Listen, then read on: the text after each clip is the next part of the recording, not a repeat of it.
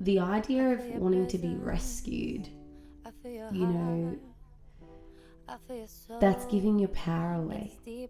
So it's that surrender and going, please fix it, please fix it. Instead of going, you know, what actions can I take from here to either create a different outcome or alleviate some of my stress. Welcome to season 1 of Beyond the Human. Remember who you are. I'm your host, Hazel Ray, singer-songwriter, experiencer, and messenger for those walking the edge of remembrance just like me. This is not a podcast to convince you of anything. Really, just take what resonates, leave what doesn't. This is a transmission, a call to the ones waking up, the ones remembering, the starseeds, the sensitives, the truth seekers, bridging science and spirit. If you're listening to this, you are ready. So let's remember together. Hi, and welcome to another episode of Beyond the Human. I am your host, Hazel Ray, and today is episode 13. And the topic is, what even is surrender? So this is a topic that has been sort of looming around for me for a while, because what I've realized is what I think I thought surrender was in the beginning isn't necessarily what I really understand the meaning of surrender now. So the first thing I really wanted to talk to about is like what surrender is not. And surrendering, from what I understand, again, take what resonates, leave what doesn't in this episode, but for me, I remember in the beginning when I heard the word surrender, I think I genuinely thought it was more about the concept of, you know, everything happens for a reason. So when something negative would happen to me, I would just be like, okay, well, everything happens for a reason. And now I kind of understand that as more spiritual bypassing. So in that sense, now it's more that when something negative does happen, I sit in the sense of, okay, I'm allowed to be disappointed, or I'm allowed to be hurt by that. I need to feel the emotions of what that is and why it might hurt. And then what can I take out of it? Are there any lessons behind this? Could I have handled the situation differently? And then for me, it's that understanding that everything happens for a reason, because I'm able to learn from the situations that are playing out. I also understand that surrendering isn't trying harder. So you're not just going, oh, I'm just going to try hard and hard and hard and hard and hard and, you know, influence the outcome. And then the other one is that surrender is definitely not giving your power away.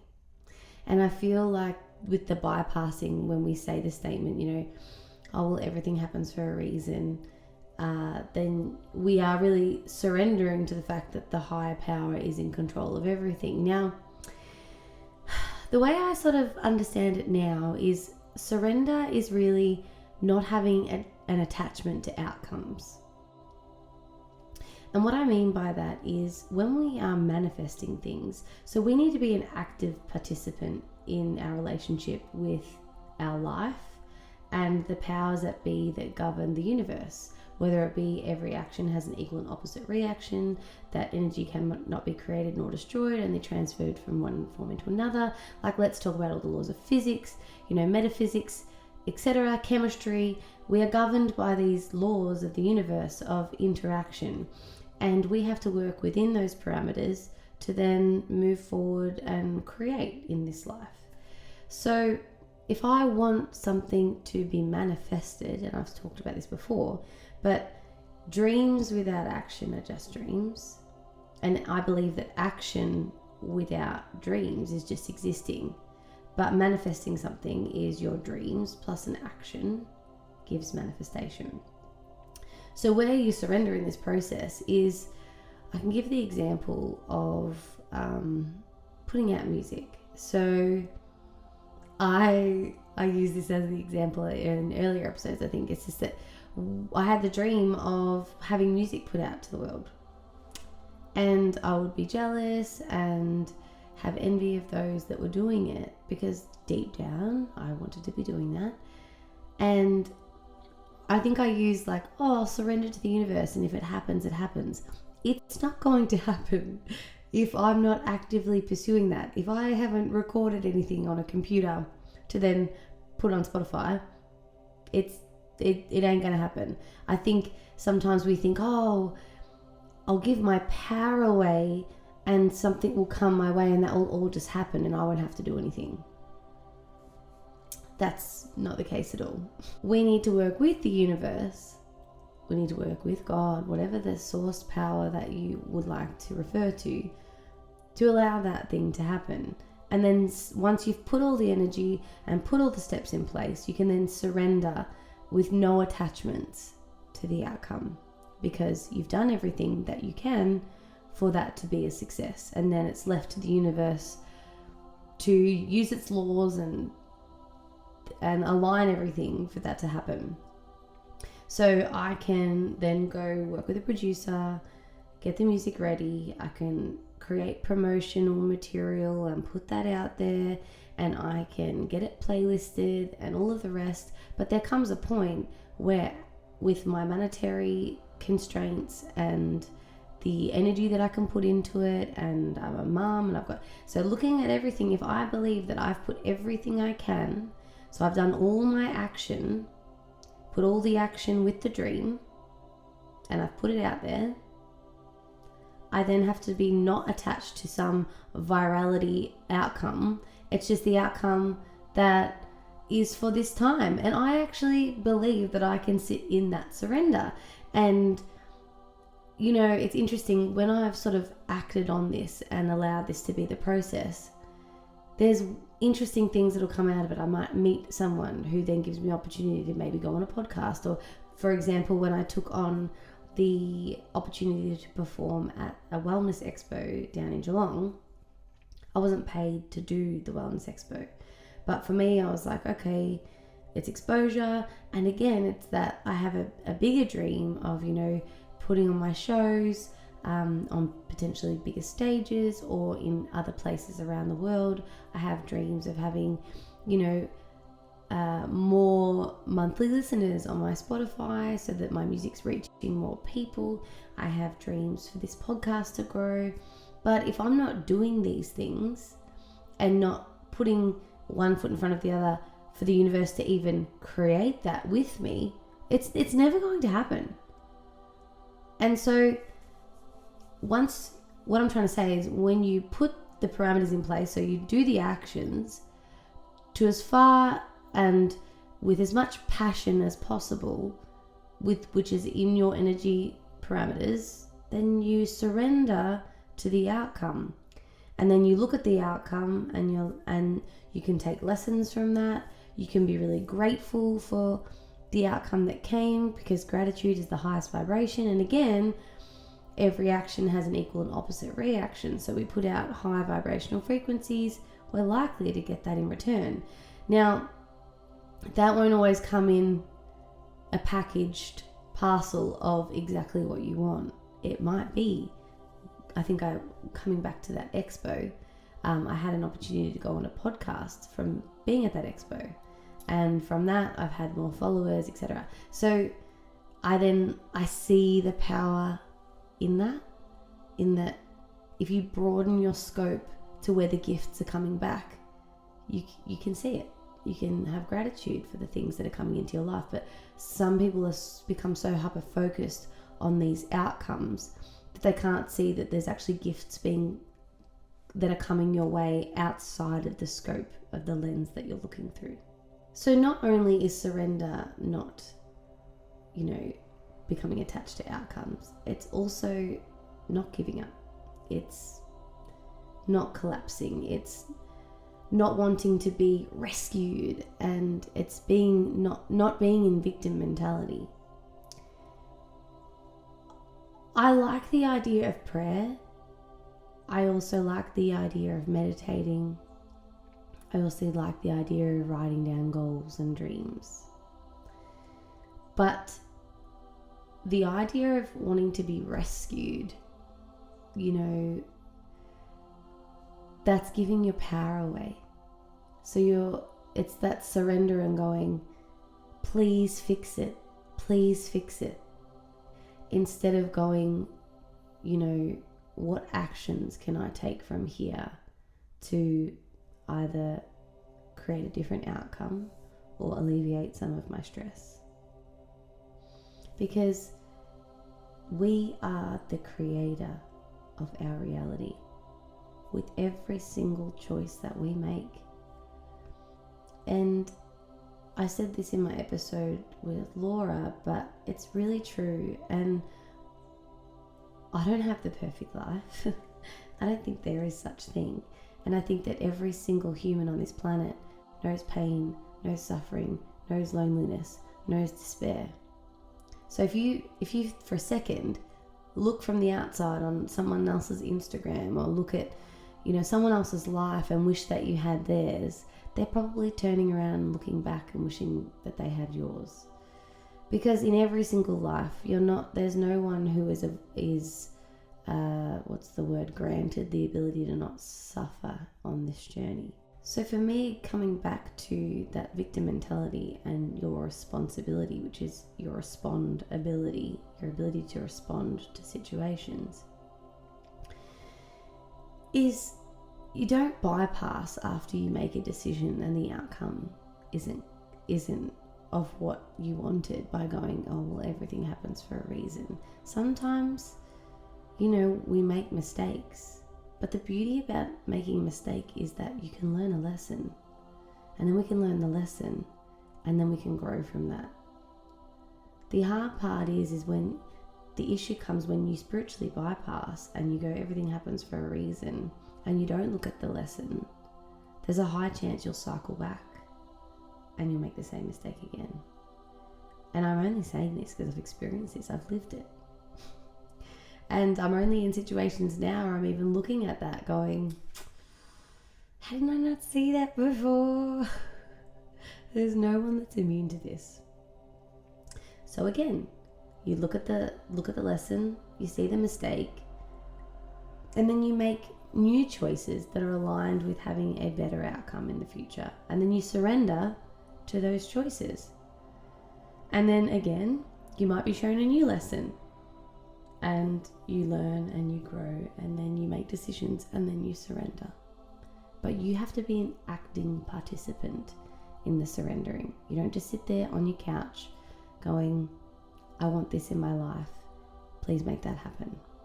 Giving your power away, wanting to be rescued, and you're not manifesting with the powers that be.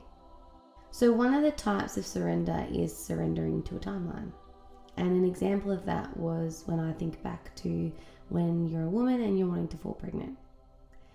You do not have control over that. We can look at ovulation times and look at spikes in different hormones so that we can time it correctly. But the truth is, you actually have to surrender to that timeline. You cannot make it happen in the natural sense.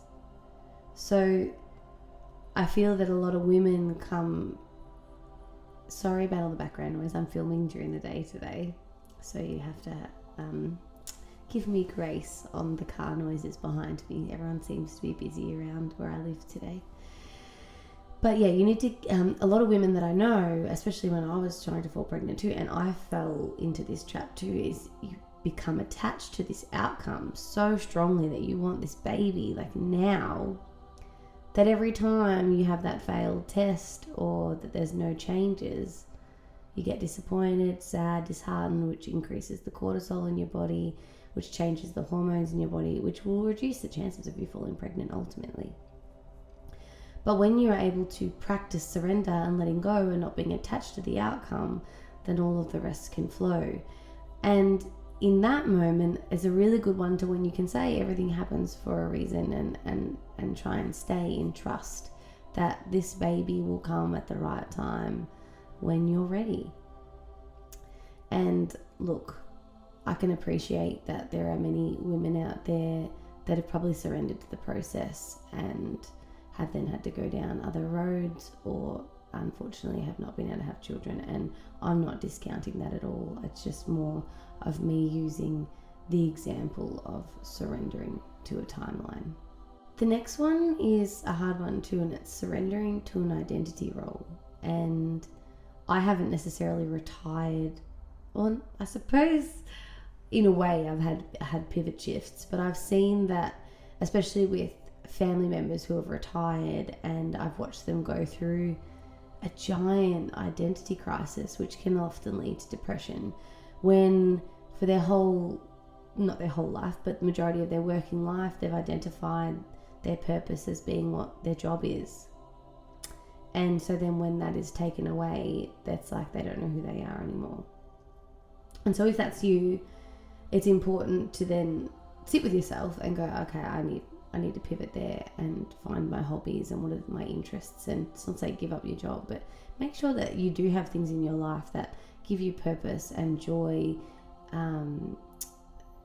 that are not so much attached to the thing that will eventually end, which is your job, because you won't do it for the rest of your life potentially.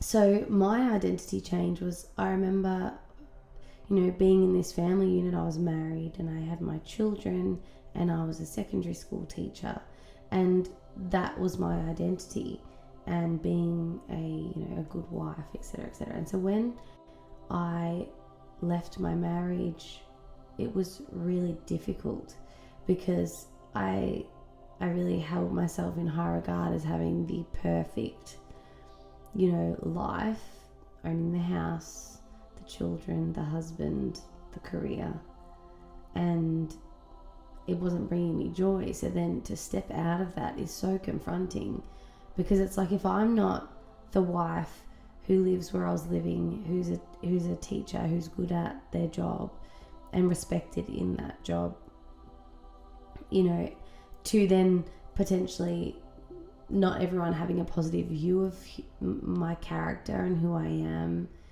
and then questioning my choices as a mother to leave my husband, to then being that woman that says, I'm separated.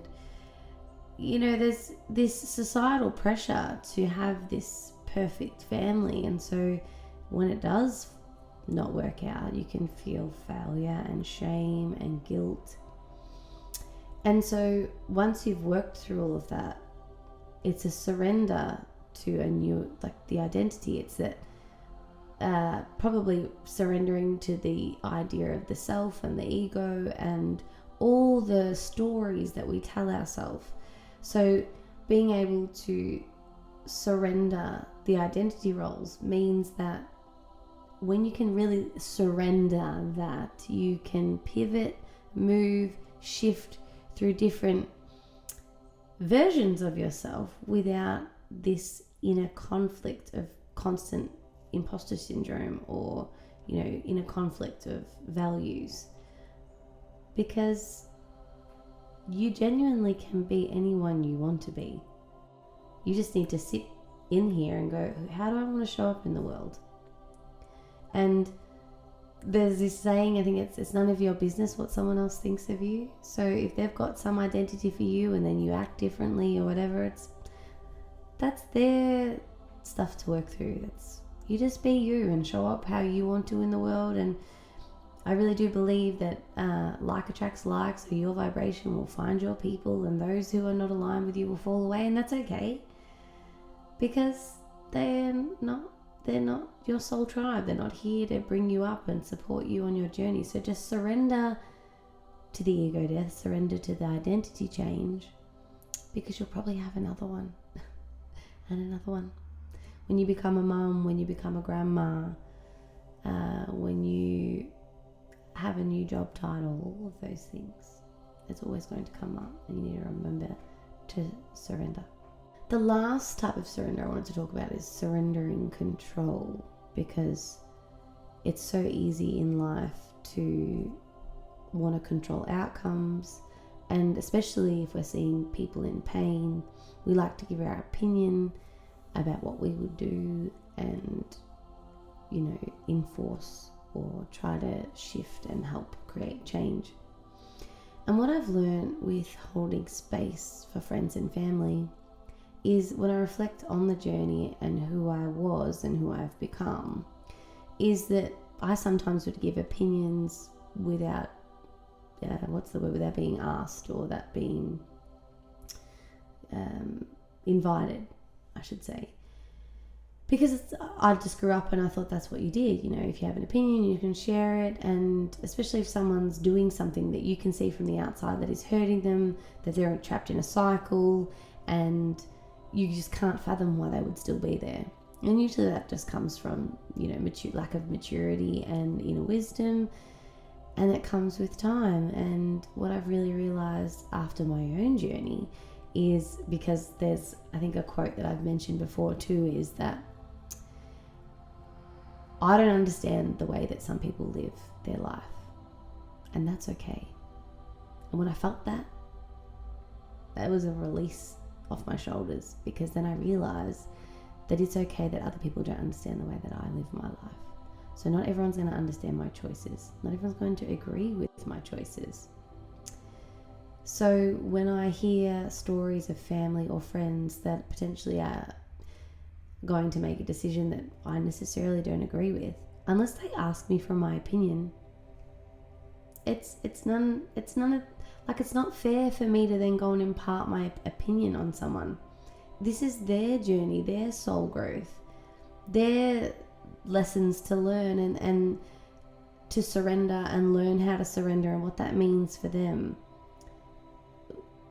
That's the thing with this podcast too, is that I'm sharing information. And again, that's why I say at the start, I really like the quotes, take what resonates, leave what doesn't, because some people aren't ready to hear some of the things that I'm saying on here, but they might come back in 5 years' time and be like, that makes sense now. And so we're just surrendering to the journey. You are where you're at. And so when I listen to friends and family about something that's going on in their life, I instead of being frustrated anymore that they're not making change and that they continuously are in pain, I have compassion for them, because we're all doing the best that we can, and no one wants to actively sit in suffering. And anyone that thinks that someone does, well, they probably need to go and speak to someone, because no one wants to be in pain. Everyone wants to be in joy. No one wants to be hurting, and we're all just trying to find our way through and to find peace. And that's the other thing, is peace. The way I sort of see peace now is, peace isn't just being happy and joyful every day. I think that's like a fallacy. I think peace is, you know, being happy in yourself, having purpose in your life, and navigating the highs and the lows with, you know, compassion for yourself and for others. So yeah, that's surrendering control with using compassion. The next thing I wanted to talk about was, okay, so Hazel, you're telling me all these things about surrender. How do I practice that in my life? So one of the ideas I have is, you know, pausing before reacting. And you can say to yourself, what if I don't intervene? What if I don't intervene? And that's that whole thing about, what if I don't give my opinion? Just allow. And surrendering it to the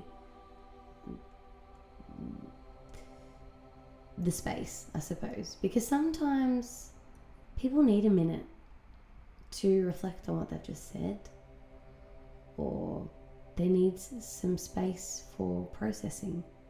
And if you react straight away, you're also not allowing for any processing or inner processing. So again, pause before reacting and ask yourself, what if I don't intervene right now? And just see what happens. One of the ones that I mentioned earlier was allowing yourself to feel disappointment without immediate reframe. And that looks like being hurt in the moment and then quickly going, oh, everything happens for a reason, so this must have happened for a reason, and I'll just get on with it. Allow yourself to feel disappointed, because it's an emotion. Let it move through you. And then once you feel like, again, I said this earlier, you've taken what you need from that disappointment and maybe reflected on, could you have acted differently, or, what is it about this that is causing disappointment? And am I attached to something, or was I attached to an outcome that I didn't see subconsciously, and that's causing the disappointment? And then you can reframe, but allow yourself to feel disappointment or hurt. Another way to practice surrender is allowing yourself to rest without earning it. And I say this one because I struggle with this at times. We're allowed to rest. When you have the mindset of action plus dreams equals manifestation, it's like, well, I better keep moving. Well, sometimes the pause is what's needed, because without the rest, we don't allow the wisdom to come, because we're constantly going and going and going and going. But again, you're the creator of your reality. You don't need to earn your rest. Just take it. Take an hour, take 2, whatever feels good for you. Start with small snippets if you're someone that has trouble resting or sitting still. It's a really important thing to learn, and I, for one, can attest to that. And the last one to practice is trusting a no in the body. And I've spoken about this earlier in other episodes, where if it's not a fuck yes, it's a fuck no. So when there is a no in the body, we need to listen to it. But again, you got to feel into whether it's fear that's holding you back. But if it's a full body no, you need to trust it and have the confidence to speak that, because our traumas can hold us back from saying no. People-pleasing tendencies and subjugation schemas can keep us trapped in the no, in the yes cycle. But sometimes we need to say no for self-preservation. It's not being selfish, it's self-preservation, so that you either have energy for something else, or that you genuinely do feel unsafe. And then you surrender the outcome or the response from the other person. But at all costs, we need to be able to speak our truth and not hold our tongue and not block our throat chakras.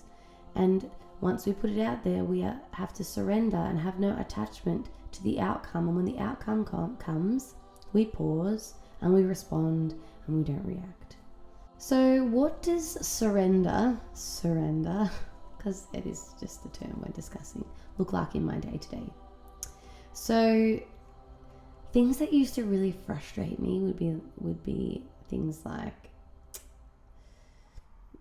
someone cutting me off when I was driving. So you're coming up to roadworks, and then the lanes are merging, and then someone, you've been waiting, and then they drive right up beside you, and then they indicate to come in, and I'd be like, no, you can't come in, I've been waiting.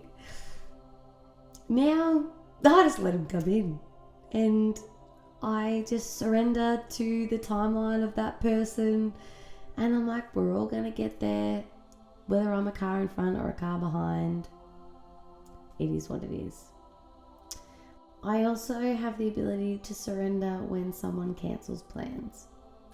I think prior to kids, I used to really struggle with it, because I would take it personally, as if maybe they don't want to see me, and there would always be stories that I'd start to create. But after having kids and realizing, sorry about the dog in the background if you can hear it, but after having children, life is busy. Things pop up so unexpectedly, and sometimes I just don't have the energy to give to that friend. And I believe potentially it's an injustice for me to go and spend time with someone when I don't have the full capacity to either hold space or share and interact the way I normally would. And so when someone cancels on me, I'm like, I don't necessarily need an explanation. I just want to understand that we can reschedule, and that maybe there was something else in that time that I'm supposed to be doing. And when I reframe like that, and I'm able to sit in the surrender of the cancelled plans, usually magic happens. Whether I'm writing journal like a journal entry, or I decide to record a podcast instead, or I'll have another friend contact me randomly that I haven't seen that I then get to go spend time with. And again, it's like making sure that when you actively just choose to surrender and allow that person to speak their truth, the gifts will come. But if you're not widening your lens to see what they potentially are, then you're going to miss it. You're going to miss the gifts coming. So that brings me to the end of this episode. I hope that you have enjoyed it. Please do me a favor. If you're enjoying these episodes, please, if you're on YouTube, like and subscribe to my YouTube channel. Share it with someone who you think might enjoy the episode. If you're on Spotify, please follow me. And if you're anywhere else, please like and comment. Send me a comment. I would love to hear what your thoughts are. The question I wanted to leave you with around surrender is, what in your life could be met and not managed? And to see what comes up. Maybe even use it as a journal prompt. I shall see you in the next episode, which will be another interview, which I'm really excited about. So remember, the world doesn't need saving, people do. And if we give the people the tools to save themselves, we save the world. I'm going to leave you with a new song of mine. This isn't the recorded version that's going to be going out anywhere, but this is just me at home. It's called Now, but this song will be coming out this year. So if you're listening to it late 2026, go and check it out on Spotify, because I'm sure it'll be out by then. All right. Mwah. Take care. I sit here alone, I wonder why. All those years ago, I started to cry.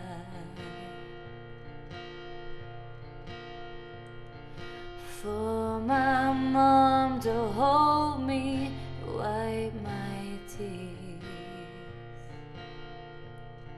And if she did, what did I learn from that? Does it affect me now?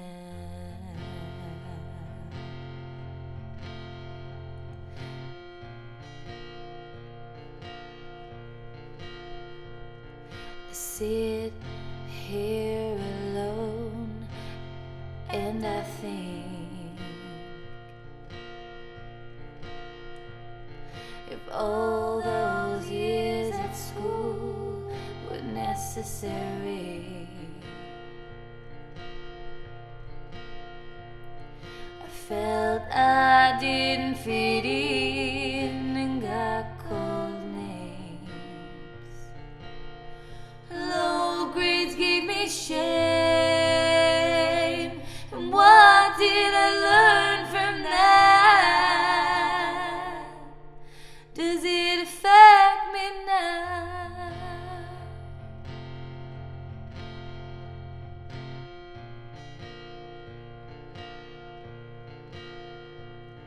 I sit here alone, I wonder why.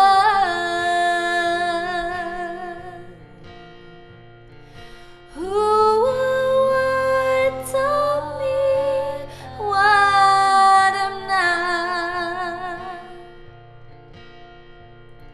Imagination caged as a dream, only lived in my sleep.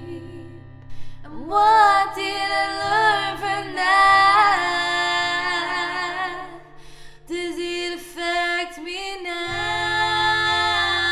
Yeah.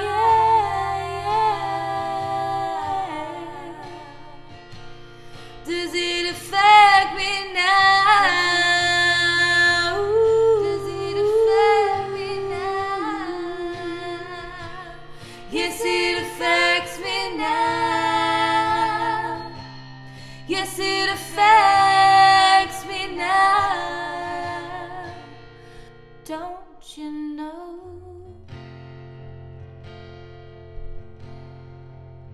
I sit here alone, and I know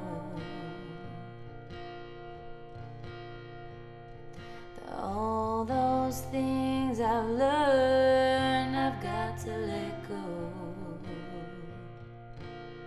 'cause they affect me now.